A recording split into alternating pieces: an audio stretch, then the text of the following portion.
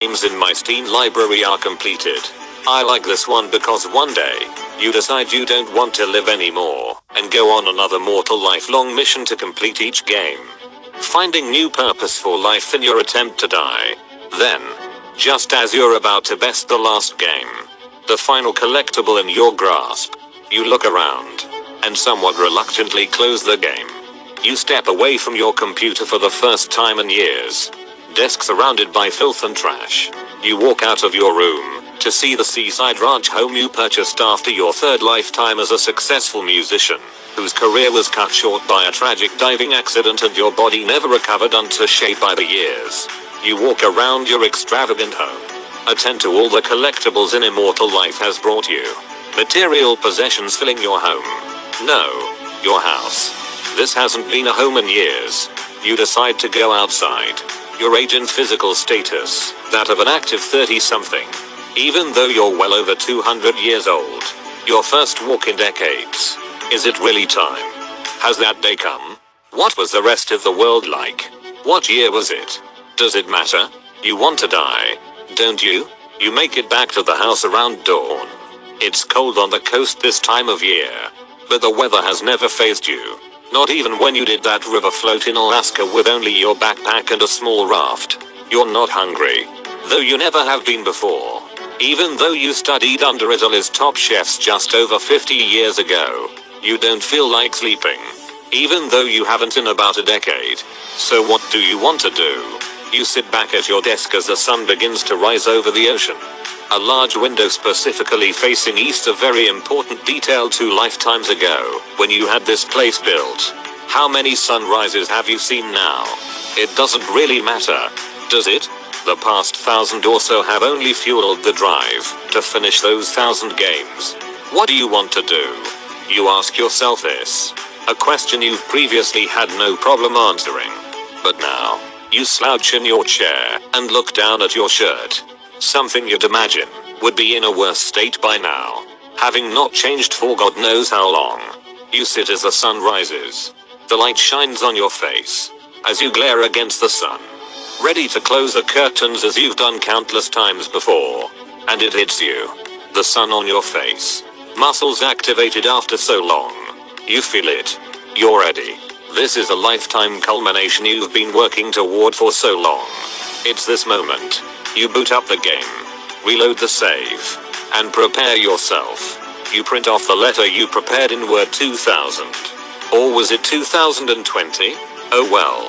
Someone would eventually find this place, and would want to know what happened to this man who lived 100 lives. You lay the letter down on the table in your foyer. You wouldn't want someone to walk in, and see whatever lies behind your bedroom door unprepared. Hundreds of years of life can't culminate into a pretty death. You find your way back to your desk. The sun is shining now, but that's okay. For some reason, it feels good today. Today is a new day.